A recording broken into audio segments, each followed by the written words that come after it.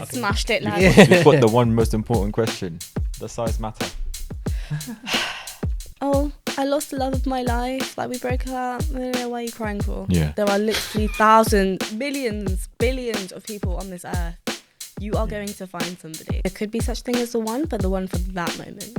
Hi, I'm Saren. I'm 23 from Surrey, originally from Bristol. I'm a racing driver and my goal is to be the world's first Sikh Formula 1 driver. Hey, I'm Manveer. I'm from Slough and I'm currently acting and training to be an actor. Hi, I'm Justine Guru. I'm 21 and I'm from West London. All the time, it's about right person, right place. Definitely. And, you know, if I was single, the person for me today ain't going to be the same person 10 years ago. Yeah. Establishment, by the way. Yeah, obviously. So that's why I'm quite lucky to find somebody that has kind of grown with me. I used to believe there was the one, but when obviously growing up and seeing, no offense, how the world is going, I doubt it.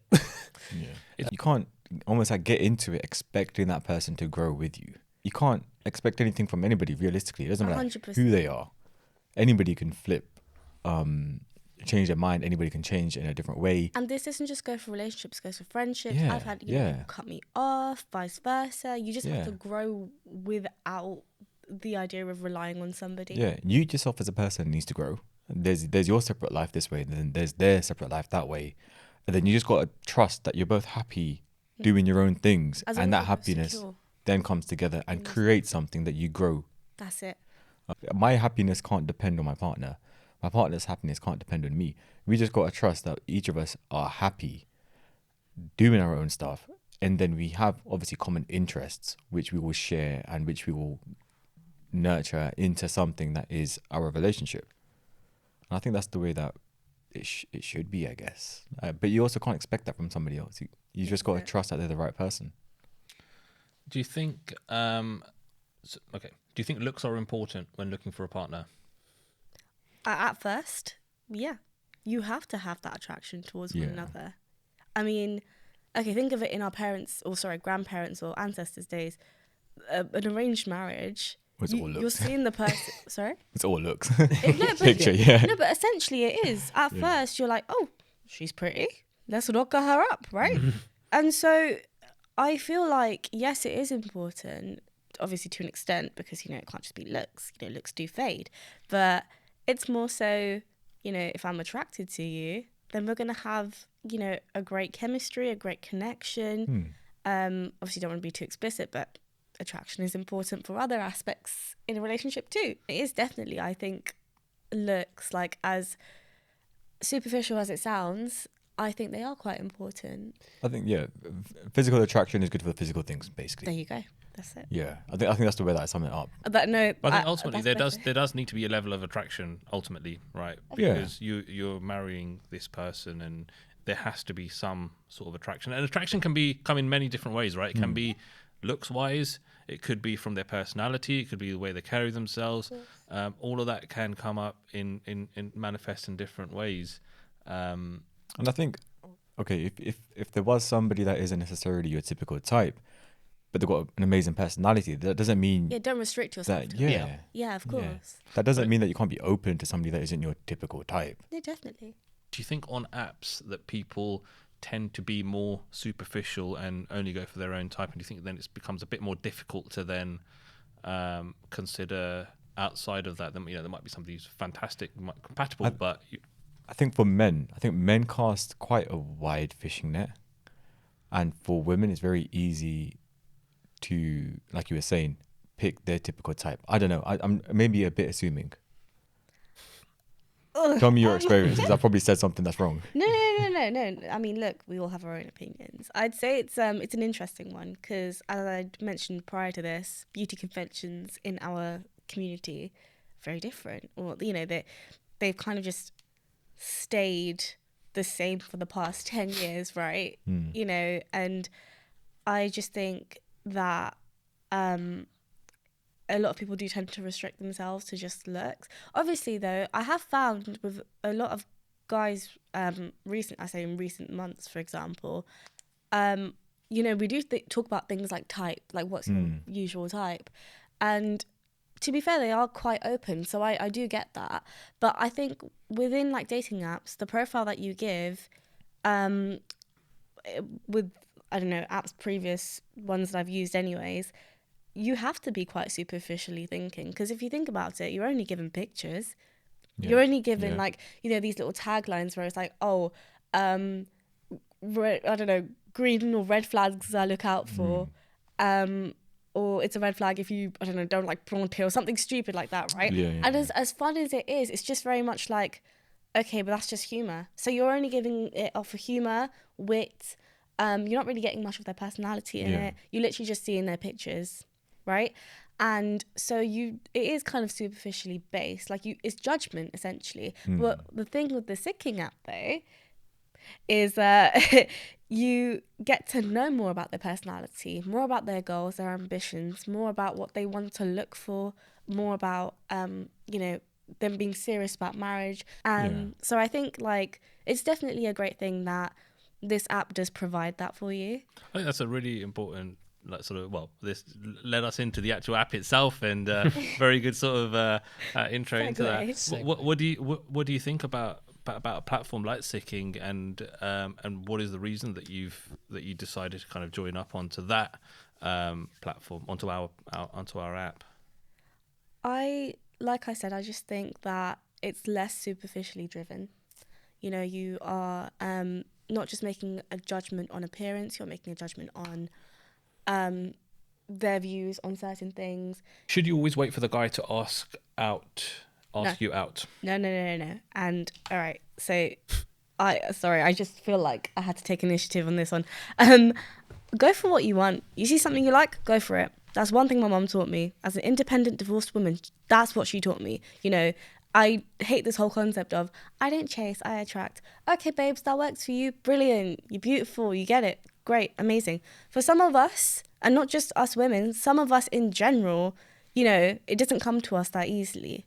So we have to go out and go get what we want to. Do you think guys are hesitant to make the first move on the apps? Do you find, is it that it's a lot of talking and then you have to sort of prompt them, or? Yes, 1000%. I'm not even going to beat around the bush. I'm going to be so honest with you. Should you wait for the other person to text after a date? If you had a date, should you wait like a couple of days? No, straight away. If you go on a date and you enjoy it, I think message them after, be like, it was great today, get home safe, have a nice day. And if you want to speak more after that, do it. Like I don't like this whole kind of, oh, he's messaged me, so now I have to act like I'm busy and wait about 2 hours to reply. Sorry, what's that about? I hate that.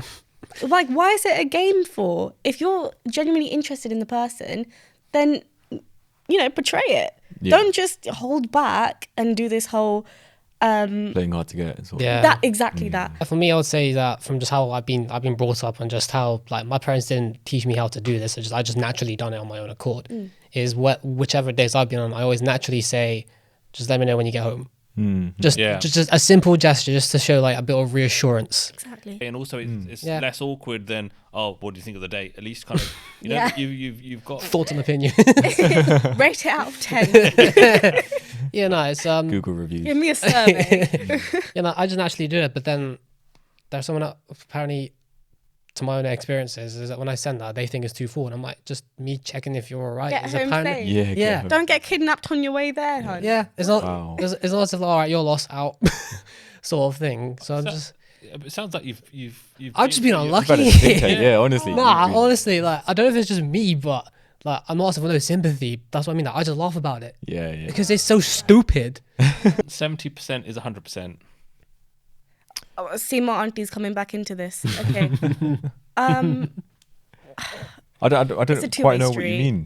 What do you mean by that? It's 70%, 100%. So it's, do you think that you will get everything that you're looking for and you should hold out for that, and that person needs to tick every single box? Or do you think that if they get most of what you're looking for, then you can kind of build on the rest? That's kind of the concept of like, of are you happy with a task completed, or are you happy with a task perfected? Do you know what I mean? That was deep. It's kind of like, where do you go? Do you want to I felt that. Wow. No, because you can't hold out for perfect, can you? You genuinely can't. I've had so many people that have told me that they just going to date one person and then marry that person, and I'm just a bit like, okay, but you don't even know yourself. You don't know who you are. You could be 70%, and it's like insert the music. Oh my God. Wow. no, but like nobody really knows themselves until they're put in certain positions. I know society and everything in our community especially is that you got to do your studies, get married, but do you think it's actually more important that you focus on yourself and develop yourself and figure out what it is that makes yourself tick before you then start bringing somebody else into it? 100%, and that's something I've realized more by being in the creative industry now and sort of reading about it and understanding what's going on with people on stage and things like that. There's always two parts to your brain, of the conscious and the subconscious. The conscious right now could be saying, you know, look at this mic, but my subconscious could be doing something totally different. Yeah, like thinking about your wife, or just generally, whatever, generally. And I think a lot of people don't really know what the subconscious is doing, but it will still play out in their actions and things. Yeah. You know, so you don't really know yourself generally at 23, at 20, I don't know, I'm gonna say it, yeah. Sorry, at 21, you guys don't know yourselves. You haven't lived life. You don't know what you're going to be like in so many different situations. I don't know. Back to your point that you said originally is that the person that you were 10 years ago is different. It's different to who I am now. Yeah. I guess as being a married person, how do you guys like sort of split the chores and deal with the household? And I don't know whether you're with the in-laws or whether you're in your, how does that whole dynamic, how do you find that whole dynamic? So currently we're in a house of 6. There's me, my wife, my brother, his wife, and my parents. We've currently got a rota going on. So we split cooking, doing the dishes, doing the hoover, doing the dusting, and like cleaning the bathrooms or whatever it is, right? So the house chores, and that's kind of considered as house chores. Everybody has a turn cooking. Everybody has a turn doing the dishes. Everybody has a turn doing the hoover. Yeah. That's what works for us. Is that everybody individually, or is that, so for example, you and your wife are on one day and then your brother and his wife are on another day? It's everybody individually. Okay. I think on Saturdays and Sundays, it's me and my wife do like a Saturday, then him and his wife will do a Sunday or something like that. That's just what works for us. And then because we've got our loft extended to have a room, which is our room, which is an ensuite, because it's a bit bigger, we then take time out of our day to sort out our room, or we split that chore even. She might do the bathroom, I might do the rest of the room. And I think that just works for us, because in my mind, there's no reason why somebody else should have to work a 9-to-5 job and also pick up on that sort of stuff. Like realistically, if you're a grown man, you could do the minimum, right? Which is sort your shit. No, but also, like the whole idea of, my boyfriend can't cook. No, that shouldn't work. I'm so sorry. You are a grown man at like 25 and you're telling me you can't make pasta. How does that work? There are still people that totally want to be a housewife, and they want to be that person that cooks and cleans and all that sort of stuff, which is totally cool, right? But it's basic. If a man's got a job that can support that lifestyle and wants to work in that traditional lifestyle, by all means, then that's cool, because I get it. Our parents did it, our grandparents did it or whatever, and some people are just stuck in that tradition, but I don't think I would work that way. If I could live a life where I was affording to do that, I'd offer the option. Yeah. Then it'd be down to her to work a 9-to-5 or what. Yeah. Their pictures are not clear. No. Green flag. Oh, sorry, red flag. My bad. Yeah, red flag. 100%, because like we were saying earlier, the whole kind of attraction thing. Mm-hmm. Yeah. I can't see you. So would you? No, the worst one is, like back in the day, it was like these little kind of wannabe roadmen that covered their face like this. Yeah. Why am I still seeing that in your 22-year-old profile? Please help me understand that. So that's one of the things that we've got on our on the Sikhing app, is that everybody has to upload 3 clear pictures of their face so that you can see what they look like, because that, like you say, that's one of the few things that you've got to go on a profile is their pictures. That's a green flag. You must have a spider's web on your face like that. They've got bad spelling and grammar. No, instant turn off. Like, you'll learn how to spell, mate. Red. It sounds so simple, but no, if you can't even spell a simple word, then God help you. It's different if it's a difficult word to spell. Then fair enough. Like, Asks for your number, or she asks for your number, or Snapchat straight away. No snap, but number I'm a little bit iffy about giving out.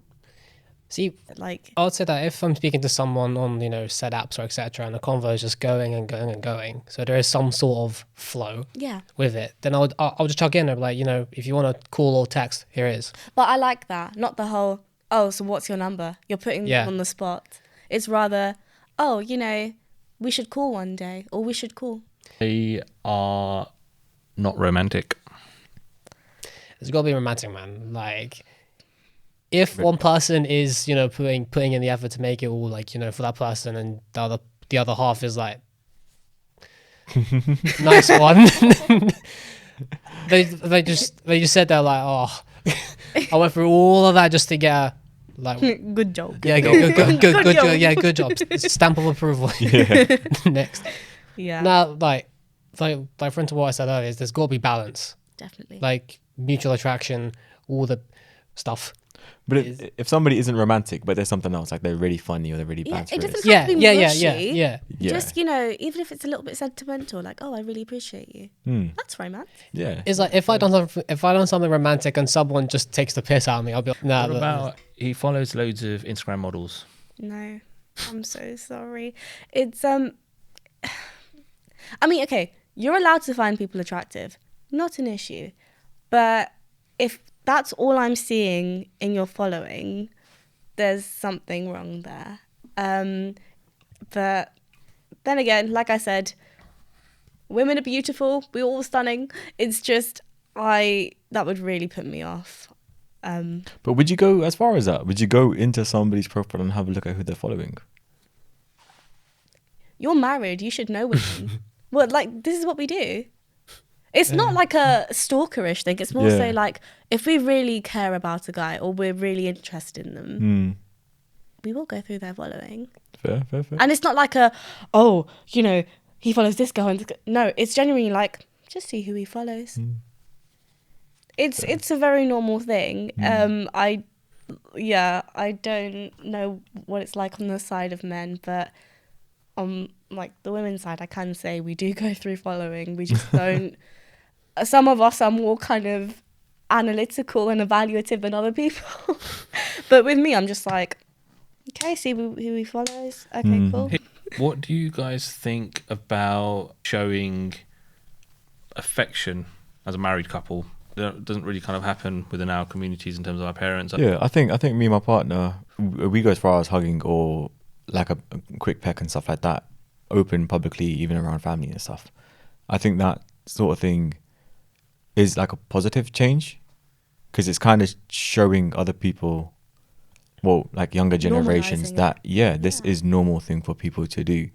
I don't think it's the way our parents might have shown affection. They almost like don't show affection to each other the way that I've seen my parents. Like as awkward as it sounds, we don't learn about what love is by looking at our parents, because they don't show them what PDA. True. Right? So if you're gonna show somebody else what love actually looks like, you got to show the good bits as well. Because But I'd say there is an extent to it. oh yeah, of course, we're not go French kitchen town, in the kitchen. Do you know what I mean? Yeah, no. crazy. But no, definitely like a hug or a kiss, like that's sweet. It's Yeah, that sort of nice. stuff, yeah. Just don't go over the top. No. Yeah, I would say probably just the simple things. Yeah. Like literally just like, well, for me, it's like affection is just laughing. How important is Sikhi and being on the same level faith-wise in the person that you're looking for? I don't know. I think being on the same level faith-wise is good. That doesn't That's necessarily so mean true. that you're gonna. That doesn't necessarily mean it stays there forever, though. Mm-hmm. If somebody wants to be more religious, you've got to be open to it, right? Because it's not exactly a bad thing. Do you know what I mean? No, It could you're be right. worse. You know what? You are so correct in saying. I'm glad you brought that up. In the whole kind of you have to be on the same. Well, not have to, but kind of be open to the fact that you're both at some certain level of understanding of the religion. So for example, I'm not entirely religious. I wasn't raised to be religious, so but I still am Sikh. Like, I still have the values of Sikhi, and in a partner I expect that they should have the same kind of values too. But yeah, you're right, that whole kind of level understanding, the mutual understanding of, you know, I'm not entirely religious, but we still have the same. I think it's as well, I feel like as you grow with each other, like a lot of people end up becoming more religious. Yeah. They end up wanting to give back, and they end up wanting to work more in the community. They end up wanting to go to the good, doing seva, and that sort of stuff ends up bringing you levels of peace that you might not be able to get outside. What you said about the whole kind of growing and developing together, because a lot of the time when people have lost faith in love, they lose faith in God.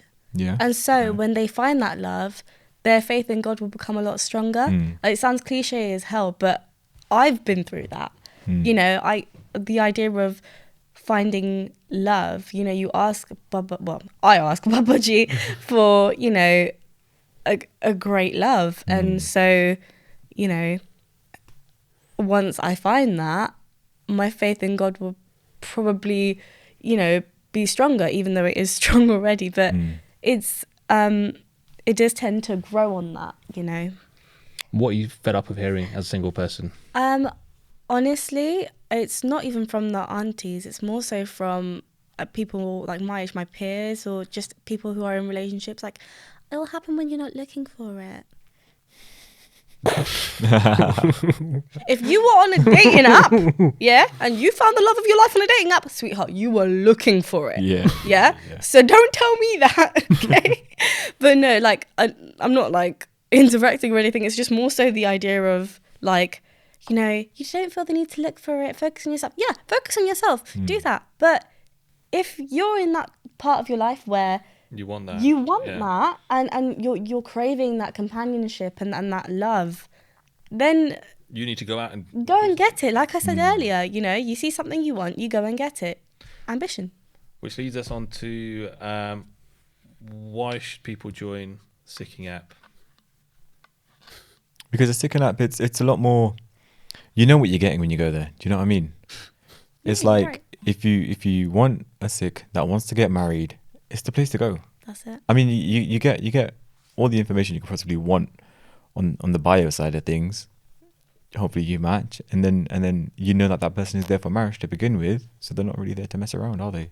On a dating app where you've got the profile, what's like one thing you look out for and then one thing you don't? I wanted to understand, like, how Bunde think. Like, do you know what I mean? We don't. This is how I get my answers. Ladies, take notes. Yeah?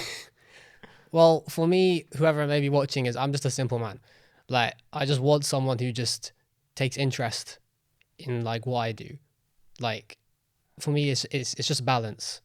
Like, 'cause I've seen all these people, well, no offense, who are like, yeah, like princess trimming this and that. I'm like, yeah, calm, whatever. But like, there are some other ones out there that I'm thinking, where do you get this information from? Example? Her bio was just oriented, she fixated around money. And I was like, oh. So I looked at her and I just said, oh, no. Red flag. She's like, you know, yeah. She's just like, oh, all I want is someone to pay for my nails. I was like, right, peak. And then the next thing was like, oh, that you shouldn't date me if you can't afford me. I was like, what? Not how you do it, ladies. You have to eat it. No, I'm joking. But there's got to be a level of, like, humbleness. Yeah, stay grounded. Yeah. Stay grounded. Not Cloud9 24/7. You might call it boring love, but, like, going on, like, a date in just, like, a cheap place where you can get a coffee, chill, chat for hours, I think that has a lot of value. I agree with that. I know it sounds really cliche, but it's true. I think it's almost then that you're then focusing on the person rather than you're having a good time because you're going to a nice vibey place or a nice rooftop bar or whatever it is. But at least if you're kind of going for a walk or going to a coffee date, then you can kind of actually see the person, speak to the person, hear them, and get to know them. So, I feel like that is more intimate. 100%. Right? And I'd say as a girl, like, my kind of thing is, if I go on a first date with a guy, I don't want it to be a meal. Because I'm sorry, because the meal kind of makes up or, you know, kind of sorts the imbalance out. If the man hasn't got any conversation and I'm eating really great food, then it's like, oh, the date was really good. It wasn't. It was just the burger you had. Do you know what I mean? So I like to do this whole kind of, okay, we can go for drinks. That's fine. But as long as there is good conversation, and like I said, a coffee date, a walk. I know, like I said, it sounds cliche, but it really does enable you both to kind of open up to one another and really kind of bounce off of each other's vibe. It almost puts you in a position where you can't run away as well. If you This is it. You got to stand there and have the conversation. This is or it. walk and have the conversation or whatever. And should you go very deep in the first date, or should you keep it very light-hearted? I mean, it does depend. For me, I tend to overshare quite a lot.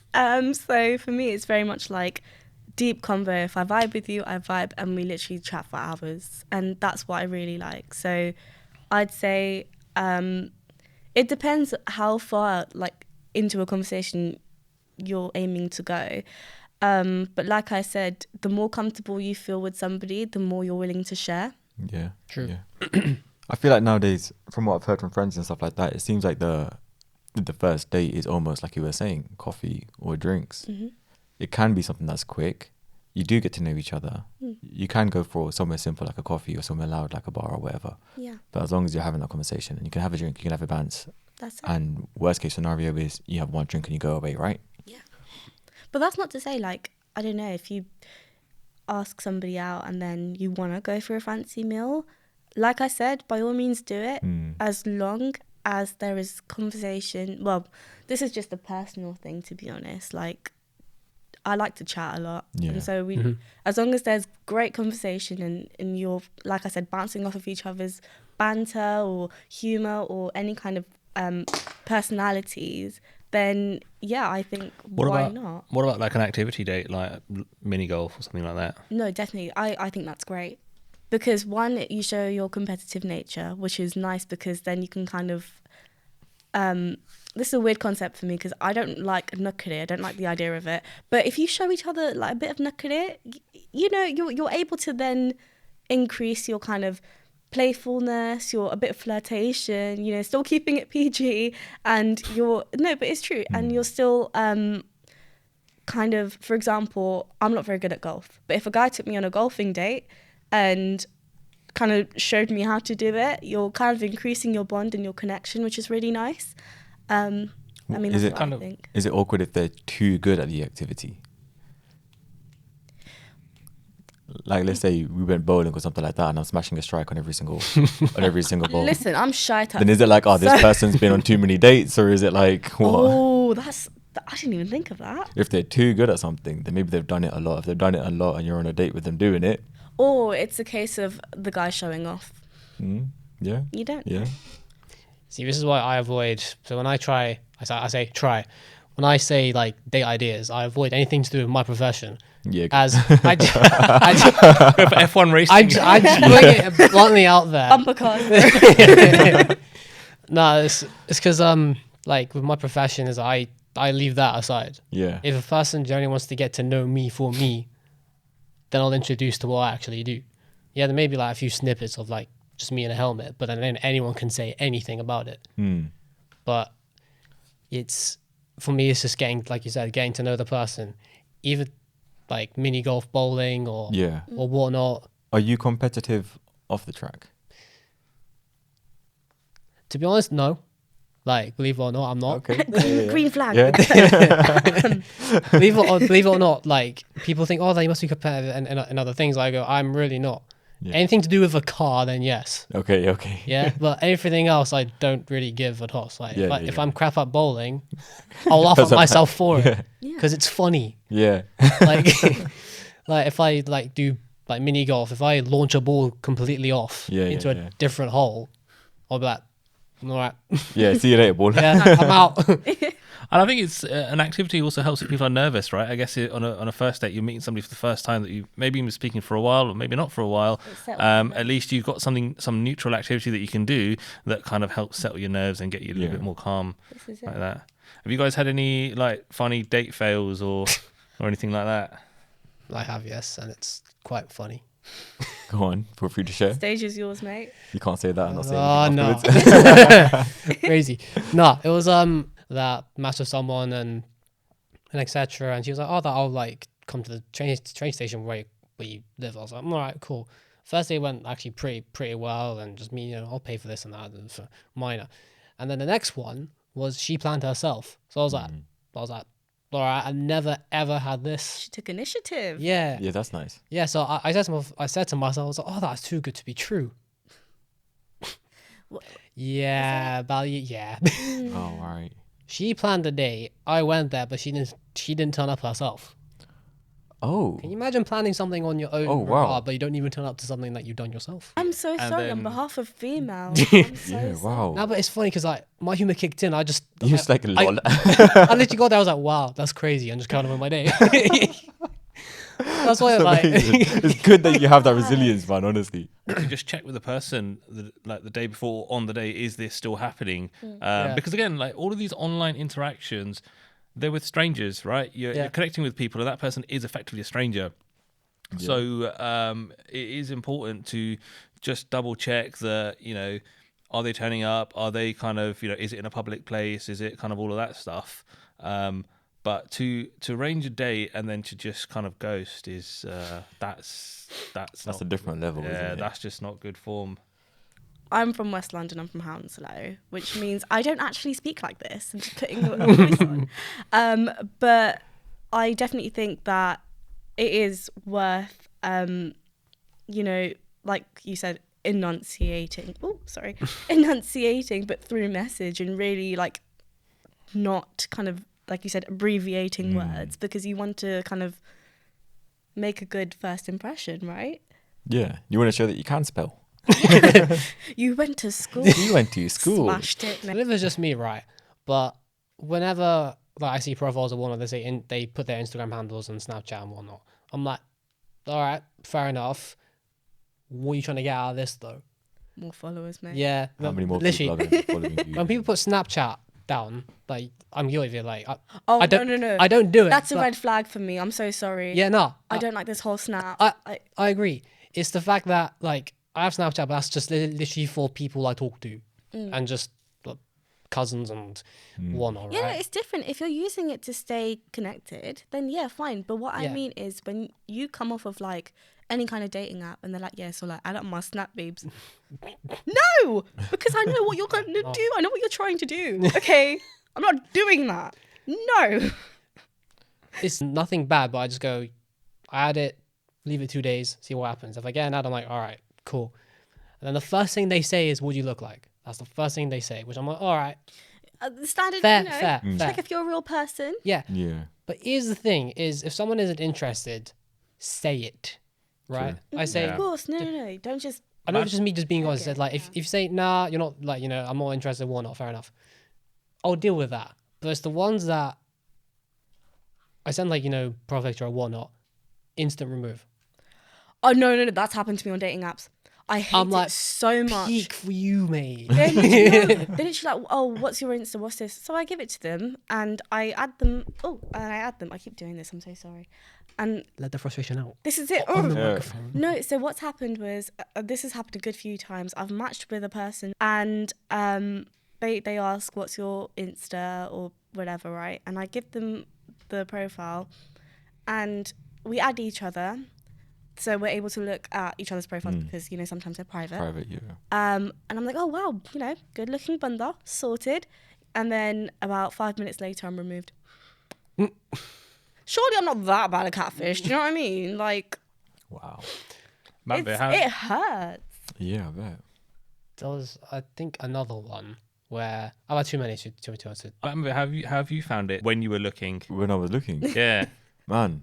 So dating apps have been around since like ages ago, and at the time we were getting so many bots, like so many of just like profiles that just yeah. didn't exist. And then it was weird because I had this moment where I was on dating apps and then I was off it for a while and then I came back on it. And as a thing, like, fair enough. I live in Slough, so I see a lot of people in our community on those apps. But I don't think that I'd ever get a match with anybody from a different culture, let's say, for example. And And I think my experience on the apps, I probably went on about 2 or 3 dates most.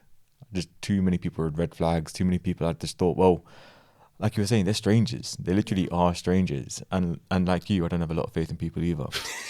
So I'm a bit like, it's so hard to get to know somebody just by chatting. No, Me I personally, get it though. I'm more than happy to talk on the phone to somebody. Yeah, I prefer calls. I prefer That's it. voice notes, I guess. Yeah. just vocal, anything Yeah. that you can hear their voice. 100%. I was gonna say, because before meeting somebody, I call them 100%. Yeah, good. Yeah. Like, you have to call them, or like FaceTime them. Yeah. Like, actually just suss them out and really get to kind of, like I said, understand the connection that you guys are going to have just vocally. Because over text, you know, you could be someone with so much personality, but over text you could give really dead replies, right? Yeah. And some people just genuinely aren't good at texting. Yeah, Do you know what I mean? this is it. Like, you can have some dead conversations over I'm text, but guilty over of phone that. they could be like so Totally different talkative. person. Yeah. And I'm very And guilty. you can actually hear the passion in people's voices. You understand the sarcasm better, the banter better. I agree. If you ask a question, you can see whether or not they're happy or sad just by the tone of their voice. Like, even that to me is so much better than chatting over an app. What are you looking for in a partner? I guess for you guys who are still looking, what is Humanity. important? Humility, did you say? No, I was saying, like, you know, just like decency. Like, Yeah. obviously, like, if you got your head screwed on enough to know what's going on, fine by me. Elaborate on that. So it's like, if you've got like a clear vision of what you want, like none of this like, yeah, no, maybe. It's like, in a way that I guess I'm quite forward, that it's either kind of yes or no in that sort of like not demanding. It's just make it clear. You probably want somebody that's driven, right? Somebody Yeah. that has an idea of what they're like No 5 or pun 10 intended. years. Yeah. Totally intentional. No, No, but you do probably want somebody that's got a goal, right? Somebody that Yeah. kind of knows where they want to Ambitious. be, ambitious, that type of person. Yeah. Because then they won't really be wasting their time with stuff that they're not really interested in. But at the same time, you probably want that interest and companionship as well. yeah, I mean, it's I'm just assuming. I've only met you for about. no, I mean, like, you're right. So I would want someone who basically just knows what they want. Yeah. Like, if they got a goal in life, like for their job or personal ambitions and etc. Cool. Also, it's like, I guess, taking interest. Like, even if they have no, you know, Scooby Doo about what I do, but it's about, like, you know, like, oh, like, what is it that you do? So I'd say probably for me it's humor. You got to have humor. Like, even if you laugh at the most smallest thing possible. What would be your deal breakers? If they don't want kids, I really, really want kids. So for me, like, I've always had this idea in my mind where, like, I'm a mum. I'd love to be a mum. And that's actually, like, from the question you'd asked earlier. The one thing I look for in a guy, and I was actually telling Manveer on the train, was you have to be a good dad. Like, you have to have good fatherly qualities in you. That's the first thing, or one of the first things I pick up. Like you said as well, banter. That's so important. You got to laugh. You have to laugh. You can't just take yourself seriously the whole time. Because for me, like, I'm quite a sarcastic person, and that's one thing I look out for, like, someone that Bit easygoing, Understand. doesn't it? Yeah. this is it, and so we'll just go with the flow. Have you been rejected, and what was the reason? Size. Really? Size. I've been rejected for my size. Rah. So I was Shallow. I was a bigger girl Yeah, shallow, back in the day, and I was just it was interesting because I had pictures on my profile from a while ago, and I hadn't actually updated my profile on Instagram, for example. My dating app profile was of me currently, right? And so they're like, oh, she looks nice here. Let's add her on Instagram. They see my post and they're like, nah, not the same person. And I then kind of somehow got in touch with them again. And they were like, yeah, you just didn't look the same because you looked a bit bigger there. And I was like, right, okay. And that's fair. But it's just like, I don't really know how to react to that, right? Yeah, it was just very strange. But I mean, you can see when a post is posted, right? Yeah. So if you notice that it's like, you know, a month or 2 months or 5 years or whatever it is, Yeah. you can expect some change, can't you? Is what it is. It is what it is. It's just, I don't know. It is just an interesting one because I think like beauty standards, I don't know if I'm going off here, but no. beauty standards in our community, ridiculous. Stupid. Yes, because it's always like from a woman's perspective anyways, it's always like the slimmer girls, the more petite girls that are a lot more desired, and nothing wrong with that. I think as brown women, we are fucking stunning, we are beautiful, yeah. It's just unfortunately you are going to be treated differently if you don't look like the certain conventional beauty type. Do you think things like Instagram and filters and all of that has made it worse? 1,000%.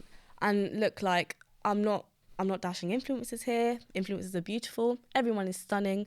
It's more so beauty conventions in general that kind of need to change in our community. And I'm sure for guys, it's a similar kind of take where it's like, oh, he has to be tall. He has to look a certain way. There's a whole trend about you need to be 6 foot as a minimum, isn't it? And this is another thing. I find that... Gotta be taller than me. Yeah. A lot of a lot of people are like that, yeah. But to be fair, I'm not going to lie. I'm like that. Just be taller than me. I'm 5'4". It's not that hard to be taller than you then, you know what I mean? And to be fair, I'm not even, disparaging you if you are shorter than 5'4". I do not mind. It's just more so like, for my preference, I do like to feel smaller. I don't know. Rejection during the process. I mean, shit did happen, right? Ghosting happens all the time. I think, I've had plenty of matches and I've just been ghosted after a bit. And it's just like, okay, cool. But at the time, it sucks. Obviously, you want closure. Yeah. And you don't really understand it. You think you're being yourself and that's not good enough for somebody, right? And that's heartbreaking. It's soul crushing. But I mean, I'm here now, I guess. I think there's a lot of people who, I guess because of society standards, it's like, married by 25 or married by 30 or whatever it is, and they're struggling. Is there anything that you'd say to those folks about that? I think, staying resilient, staying positive during the search. Honestly, go at your own pace. Go at your own pace. You're going to get pressure. Whether you're married, not married, whether you have kids, don't have kids, you're going to get pressure. Everybody's going to say something to you. Nobody would be happy with you just being who you are. Like, even though I'm married now, and now I'm getting it, oh, why didn't you have kids yet? Or when you get in a house and stuff. I know if I have kids, then it's like, okay, when you're going to get a house, then it's like, okay, I'm spending all my money on kids. How am I going to afford a house now? Yeah, if I get a house, it's like, oh, do I have kids? Because all my money's going to be going on mortgages. And then it's like, you can have, when you're going to have kids. And then it's like, when's the next big thing going to happen? And there's always enough time for that sort of stuff. I understand, obviously, women have a biological clock that puts pressure on that. But it's not uncommon for people to have babies at a later age. And I think when you look at trends in general, people are getting married later, people are having kids later, and it's all, people are even moving out of their parents' house later, and it's all because of the sort of environment that we're in right now. The country that we live in isn't the best for young people. It's so hard for them to move out. It's so hard for them to actually live their life. So everything is getting later. Do you think weddings have got too excessive? Personally, I had a COVID wedding. So for me, that was exactly what I wanted. When I was planning our wedding, I was telling everybody, we're going to have a small wedding. We're going to have a small wedding. We're going to have a small wedding. And I think I manifested a small wedding, like genuinely. We had 15 people from either side. Me and my missus were happy as Larry. No reception party. Nice. As bad as it sounds, kept that money, put it to the side. We were like, all right, cool. We've saved that much. Amazing. But from last year, from my sister's wedding, is that she got what she wanted as well. Like, obviously, budget-wise was a bit high-ish. Yeah. But it's what she wanted. So obviously, from like my dad's to her, it's like, right, my daughter's got what she wanted. That's what he wanted. Yeah. And to be fair, it was wicked.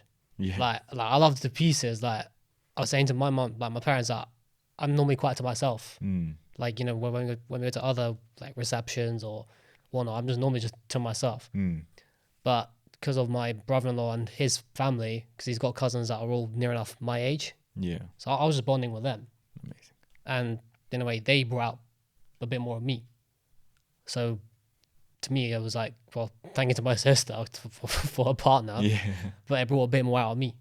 So in that it brought the families together, and that kind of helped you from that perspective. Yeah, it's because like I know with, I guess, Sikh families, family politics is can be either one of the best things or the worst things to. Yeah, 100%. 100%. Could say that again. There's no middle. It's always that way or that way. But getting to like bonding with cousins that unfortunately I can't with my own cousins. But it was just fun. So having a more extravagant wedding, Gets more Yeah. people funded together. more. It is more people together, and it is more bonding opportunities. Yeah, like hands down, brother-in-law had the bigger side compared to like Yeah. our side. Like it was night and day difference Oh, wow. of how much difference on how many people Yeah. there were. But Do you think that marriages are just about the two people, or is it genuinely about two families coming together?